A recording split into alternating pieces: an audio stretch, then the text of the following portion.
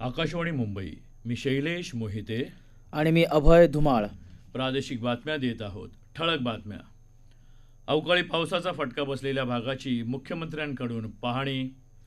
थोर समाज सुधारक महात्मा ज्योतिबा फुले यांच्या 196व्या जयंतीनिमित्त देशाची त्यांना आदरांजली. स्वातंत्र्यवीर विनायक दामोदर सावरकर यांचा जन्मदिवस 28 मे स्वातंत्र्यवीर गौरव दिन म्हणून साजरा करण्याची मुख्यमंत्र्यांची घोषणा. शालेय स्तरावर मासिक पाळी व्यवस्थापनाबाबत एक समान राष्ट्रीय धोरण लागू करण्याचे सर्वोच्च न्यायालयाचे केंद्र सरकारला निर्देश.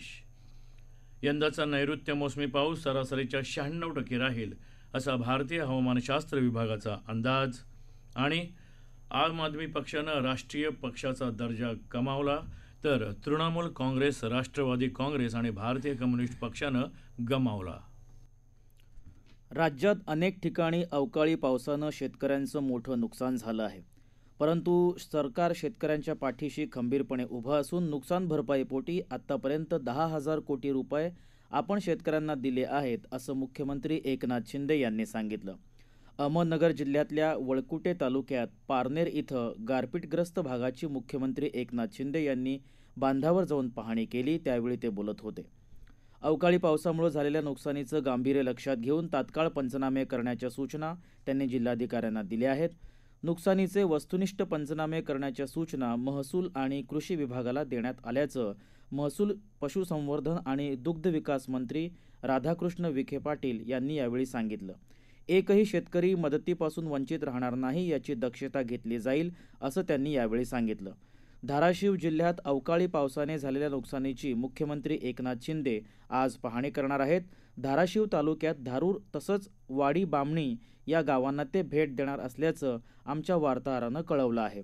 दरम्यान कृषीमंत्री अब्दुल सत्तार यांनी काल बुलढाणा जिल्ह्यात खामगाव तालुक्यातल्या चित्तोडा, हिंगणा, कारेगाव परिसरात अवकाळी पावसाने झालेल्या नुकसानीची प्रत्यक्ष पाहणी केली. कृषी आणि महसूल विभागाने वस्तुनिष्ठ पंचनामे करावेत, नियमांची आडकाठी आणू नये, मदतीसंदर्भात शासन निर्णय घेईल, असे निर्देश त्यांनी संबंधित अधिकाऱ्यांना यावेळी दिले. थोर समाज सुधारक महात्मा ज्योतिबा फुले यांच्या 196व्या जयंतीनिमित्त आज त्यांना आदरांजली अर्पण केली जात आहे. यानिमित्त राज्यात आज विविध कार्यक्रमांचं आयोजन करण्यात आलं आहे. उपराष्ट्रपती जगदीप धनखड आणि प्रधानमंत्री नरेंद्र मोदी यांनी महात्मा फुले यांना आदरांजली वाहिली आहे. महात्मा फुले यांनी जाती आधारित भेदभाव आणि सामाजिक विषमता संपवण्यासाठी अथक परिश्रम केले. महिलांच्या हक्कासाठी आणि शिक्षणासाठी पराक्रमानं लढणाऱ्या महात्मा फुले यांचा अतुलनीय वारसा सर्वांना प्रेरणा देत राहील, असं उपराष्ट्रपती जगदीप धनखड यांनी आपल्या ट्विटर संदेशात म्हटलं आहे. तर महात्मा फुले यांच्या सामाजिक न्याय आणि दलितांच्या सक्षमीकरणासाठी दिलेल्या अतुलनीय योगदानाचं स्मरण करून त्यांचे विचार करोडो लोकांना आशा आणि शक्ती देतात, असं प्रधानमंत्री नरेंद्र मोदी यांनी आपल्या ट्विटरमध्ये म्हटलं आहे. महात्मा ज्योतिबा फुले यांच्या जयंतीनिमित्त आज मुंबईतल्या राजभवनात महात्मा ज्योतिबा फुले यांच्या प्रतिमेला पुष्पांजली वाहून अभिवादन करण्यात आलं. मुख्यमंत्री एकनाथ शिंदे यांनीही ट्विटर संदेशातून महात्मा फुले यांना अभिवादन केलं. छत्रपती संभाजीनगर शहरातल्या औरंगपुरा इथल्या महात्मा फुले यांच्या पूर्णाकृती पुतळ्याला सर्व पक्ष संघटनांच्या वतीनं अभिवादन करण्यात आलं. वाशिम इथं समाज कल्याण विभागामार्फत सामाजिक एकतेचा संदेश देण्यासाठी संदेश फेरी काढण्यात आली. बुलढाणा जिल्ह्यातल्या खामगाव शहरात माळी समाज आणि विविध सामाजिक संघटनांच्या वतीनं महात्मा ज्योतिबा फुले यांच्या पुतळ्याला पुष्पहार अर्पण करून अभिवादन करण्यात आलं. त्यानंतर शहरातून दुचाकी फेरी काढण्यात आली.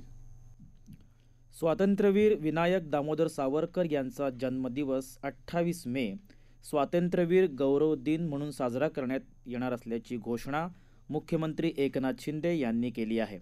ते आज मुंबईत बोलत होते. या संदर्भात उद्योगमंत्री उदय सामंत यांनी मुख्यमंत्र्यांना पत्र लिहिलं होतं. स्वातंत्र्यवीर सावरकर यांच्या विचारांच्या प्रचार प्रसारासाठी विविध कार्यक्रम, उपक्रम स्वातंत्र्यवीर गौरव दिनी आयोजित करण्यात येणार आहेत. सावरकरांच्या अतुलनीय योगदानाला आदरांजली अर्पण करण्यासाठी आणि तरुण पिढीला त्यांच्या देशभक्ती, धैर्य आणि प्रगतिशील विचारांना पुढे न्यायचं असेल तर त्यांचा जन्मदिवस साजरा करणे आवश्यक आहे, असं सामंत यांनी या पत्रात म्हटलं होतं. नवीन विधा सुरक्षा विधेयकाचा मसुदा तयार असून संसदेच्या आगामी पावसाळी अधिवेशनात ते मांडण्यात येईल, असं केंद्र सरकारनं आज सर्वोच्च न्यायालयाला सांगितलं. वैयक्तिक माहिती खाजगी ठेवण्याचा हक्क आणि त्या माहितीची सुरक्षितता यासंदर्भात 5 सदस्यीय संविधान पीठासमोर सुनावणी सुरू आहे. पीठाचे प्रमुख न्यायमूर्ती के.एम. जोसेफ येत्या 16 जून रोजी सेवानिवृत्त होणार असून पुढची सुनावणी ऑगस्टच्या पहिल्या आठवड्यात ठेवली जाईल. त्यामुळे सरन्यायाधीश धनंजय चंद्रचूड दुसऱ्या न्यायाधीशांची नेमणूक पीठावर करतील, असं आज न्यायालयानं सांगितलं.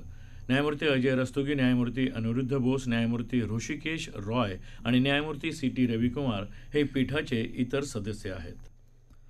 दर महिन्याच्या शेवटच्या रविवारी श्रोते ज्याची आतुरतेनं वाट पाहतात तो प्रधानमंत्री नरेंद्र मोदी यांचा सर्वांशी संवाद मन की बात आता शतकपूर्ती करणार आहे. त्यानिमित्त ऐकूया मन की बात मधला एक अंश.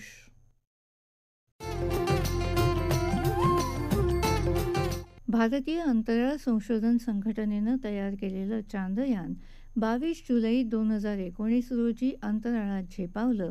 त्यावेळी भारतीय वैज्ञानिकांच्या क्षमतेला आणि प्रयत्नांना प्रधानमंत्र्यांनी 28 जुलै 2019च्या मन की बातमधून दाद दिली. अगर आप मुझसे पूछें कि चंद्रयान 2 से मुझे कौन सी 2 बड़ी सीख मिली, तो मैं कहूंगा ये 2 सीख हैं, फेथ और फियरलेसनेस, यानी विश्वास और निर्भीकता. हमें अपने टैलेंट्स और कैपेसिटीज पर भरोसा होना चाहिए, अपनी प्रतिभा और क्षमता पर विश्वास करना चाहिए. आपको ये जानकर खुशी होगी कि चंद्रयान 2 पूरी तरह से भारतीय रंग में ढला है. यह हार्ट एंड स्पिरिट से भारतीय है, पूरी तरह से एक स्वदेशी मिशन है.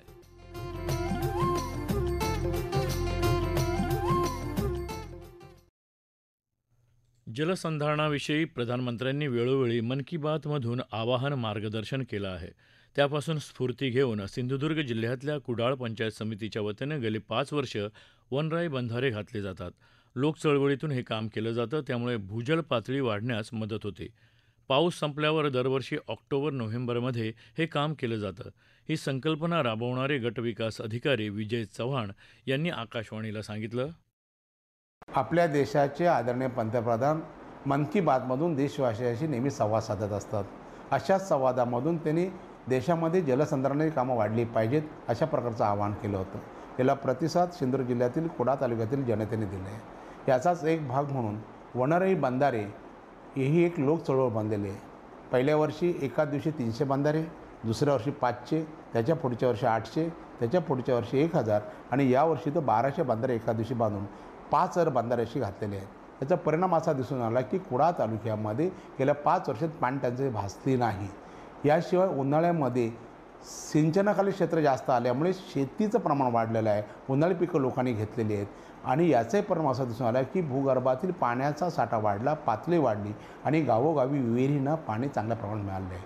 आदरणीय पंतप्रधानांनी जे आवाहन केलं त्याला कुडाळवासियांनी जनतेने हा दिलेला एक प्रकारचा प्रतिसाद आहे. या प्रादेशिक बातम्या आकाशवाणीच्या मुंबई केंद्रावरून देत आहोत.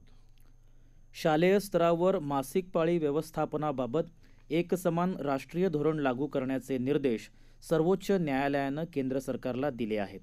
सरन्यायाधीश डी.वाय. चंद्रचूड, न्यायमूर्ती पी.एस. नरसिंहा आणि न्यायमूर्ती जे.पी. पारदीवाला यांच्या पीठानं सर्व राज्यांना शाळांमध्ये मुलींच्या स्वच्छतागृहांची उपलब्धता आणि सॅनिटरी पॅडचा पुरवठा याबाबत माहिती देण्यास सांगितलं आहे. या संदर्भात दाखल एका याचिकेत मासिक पाळी व्यवस्थापन हा शिक्षणात मोठा अडथळा असल्याचं म्हटलं आहे. यावर केंद्र सरकारच्या वतीनं अतिरिक्त सॉलिसिटर जनरल ऐश्वर्या भाटी यांनी न्यायालयात बाजू मांडली. राज्यांनी विद्यमान धोरणांची माहिती दिल्यास केंद्रही त्याप्रमाणे धोरण राबवू शकतं असं भाटी यांनी सांगितलं. त्यावर न्यायालयानं सर्व राज्य आणि केंद्रशासित प्रदेशांच्या आरोग्य सचिवांना 4 आठवड्यांच्या आत मासिक पाळी स्वच्छता धोरण लागू करण्याचे निर्देश दिले. केंद्राने सर्व राज्यांशी समन्वय साधून एक समान राष्ट्रीय धोरण लागू करावं, जेणेकरून ते राज्यांच्या समायोजनासह प्रभावीपणे लागू करता येईल, असंही न्यायालयानं म्हटलं आहे. यंदाचा नैऋत्य मोसमी पावसाचं प्रमाण सर्वसाधारण राहील असा अंदाज भारतीय हवामानशास्त्र विभागानं वर्तवला आहे. हवामान विभागाचे महासंचालक डॉक्टर एस मोहापात्रा यांनी आज नवी दिल्ली इथं वार्ताहर परिषदेत ही माहिती दिली. जून ते सप्टेंबर दरम्यान पर्जन्यमान सरासरीच्या 96% राहील असं ते म्हणाले. मोसमी पावसाला कारणीभूत ठरणाऱ्या अल निनो प्रवाहांचा प्रभाव पुढच्या काही काळात कमी होण्याची शक्यता असून नीना प्रवाहाचा प्रभावही बदलण्याची शक्यता आहे असं ते म्हणाले. गेल्या 4 महिन्यात देशभरात 87 सेंटीमीटर पाऊस झाला अशी माहिती त्यांनी दिली. देशाच्या वायव्य, पश्चिम आणि ईशान्य भागात सरासरीपेक्षा कमी पाऊस पडण्याची शक्यता आहे. पुढच्या 4 दिवसात देशातल्या बऱ्याचशा भागात तापमानात 2 ते 4 अंश सेल्सिअसने वाढ होणार असल्याचा अंदाज भारतीय हवामान विभागानं वर्तवला आहे. उत्तर गुजरातच्या बऱ्याचशा भागात जास्तीत जास्त तापमान 39 ते 42 अंश सेल्सिअस राहील, तर उर्वरित भारतात तापमान 39 अंश सेल्सिअसपेक्षा कमी राहील. महाराष्ट्र आणि दक्षिण मध्य प्रदेश आणि उर्वरित भारतात तापमानात 2 ते 4 डिग्री सेल्सिअसनं घट होईल. देशातल्या कुठल्याही भागात येत्या 4 दिवसात उष्णतेच्या लाटेची शक्यता नसल्याचंही विभागानं म्हटलं आहे. मराठवाडा आणि मध्य महाराष्ट्रात आजपासून पुढील 4 दिवस तुरळक ठिकाणी जोराचे वारे आणि विजांच्या कडकडाटासह हलका ते मध्यम स्वरूपाचा पाऊस पडेल असा इशारा हवामान विभागानं दिला आहे. भारतीय निवडणूक आयोगानं आम आदमी पक्षाला राष्ट्रीय पक्षाचा दर्जा दिला आहे. त्याचवेळी आयोगानं तृणमूल काँग्रेस, भारतीय कम्युनिस्ट पक्ष आणि राष्ट्रवादी काँग्रेस पक्ष यांचा राष्ट्रीय पक्षाचा दर्जाही काढून घेतला आहे. गुजरातमध्ये राज्यस्तरीय पक्ष म्हणून मान्यता दिल्यानंतर दिल्ली, पंजाब, गोवा आणि गुजरात या 4 राज्यांमध्ये आप एक मान्यताप्राप्त पक्ष झाला असल्याचं निवडणूक आयोगानं स्पष्ट केलंय. राष्ट्रीय पक्ष म्हणून मान्यता मिळवण्यासाठी आवश्यक असलेल्या पात्रतेची अटी आपण पूर्ण केल्या आहेत. आयोगानं तृणमूल काँग्रेसचा मणिपूर आणि अरुणाचल प्रदेशमधला राज्य पक्षाचा दर्जा काढून घेतला, तर पश्चिम बंगाल आणि ओडिशामधली भारतीय कम्युनिस्ट पक्षाचा राज्य पक्षाचा दर्जा काढून घेतला. राष्ट्रवादी काँग्रेसचा गोवा, मणिपूर आणि मेघालयमधील राज्य पक्षाचा दर्जाही आयोगानं काढून घेतला आहे. देशव्यापी कोविड प्रतिबंधक लसीकरण मोहिमेत आज सकाळपासून 200पेक्षा जास्त नागरिकांचं लसीकरण झालं. त्यामुळे आत्तापर्यंत लाभार्थ्यांना दिलेल्या मात्रांची एकूण संख्या 220 कोटी 65 लाखाच्या वर गेली आहे. त्यात 22 कोटी 72 लाखापेक्षा जास्त लाभार्थ्यांनी खबरदारीची लस मात्रा घेतली आहे. राज्यात आज सकाळपासून 31 नागरिकांचं लसीकरण झालं. राज्यात आत्तापर्यंत लाभार्थ्यांना दिलेल्या मात्रांची एकूण संख्या 17 कोटी 79 लाखाच्या वर गेली आहे. त्यात 96,60,000पेक्षा जास्त नागरिकांनी खबरदारीची लस मात्रा घेतली आहे. देशभरात काल कोविड-19च्या 5,676 नव्या रुग्णांची नोंद झाली. 3,761 रुग्ण कोरोनामुक्त झाले, तर देशात 37,093 रुग्ण उपचार घेत आहेत. देशात रुग्ण बरे होण्याचा दर 98.73% आहे. राज्यात काल कोविड-19च्या नव्यानं आढळणाऱ्या रुग्णांची संख्या सातत्यानं वाढत असून उपचाराधीन रुग्णांची संख्या 4,667 झाली आहे. राज्यात काल 328 नव्या रुग्णांची नोंद झाली. 247 रुग्ण बरे होऊन घरी गेले, तर एका रुग्णाचा मृत्यू झाला. राज्याच्या आरोग्य विभागाच्या अहवालानुसार मुंबईत सर्वाधिक 228 रुग्णांची नोंद झाली आहे. त्याखालोखाल पुण्यात 50, नागपूरमध्ये 18, अकोल्यात 10, लातूरमध्ये 8 आणि नाशिक आणि कोल्हापूरमध्ये प्रत्येकी 5 रुग्ण आढळून आले आहेत. राज्यात एकूण रुग्णसंख्या 79,97,130 झाली आहे. राज्यात रुग्ण बरे होण्याचा दर 98.13% तर मृत्यू दर 1.12% इतका आहे. IPL क्रिकेटमध्ये आज मुंबई इंडियन्स विरुद्ध दिल्ली कॅपिटल्स या संघाचा सामना दिल्लीत रंगणार आहे. संध्याकाळी 7:30ला सामना सुरू होईल. ठळक बातम्या पुन्हा एकदा. अवकाळी पावसाचा फटका बसलेल्या भागाची मुख्यमंत्र्यांकडून पाहणी. थोर समाजसुधारक महात्मा ज्योतिबा फुले यांच्या 196व्या जयंतीनिमित्त देशाची त्यांना आदरांजली. स्वातंत्र्यवीर विनायक दामोदर सावरकर यांचा जन्मदिवस 28 मे स्वातंत्र्यवीर गौरव दिन म्हणून साजरा करण्याची मुख्यमंत्र्यांची घोषणा.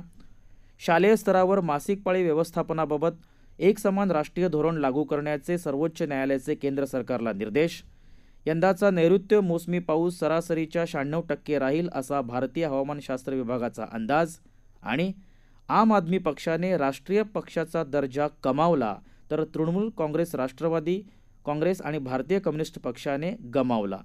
याबरोबरच आकाशवाणी मुंबई केंद्रावरचं हे प्रादेशिक बातमीपत्र संपलं. नमस्कार.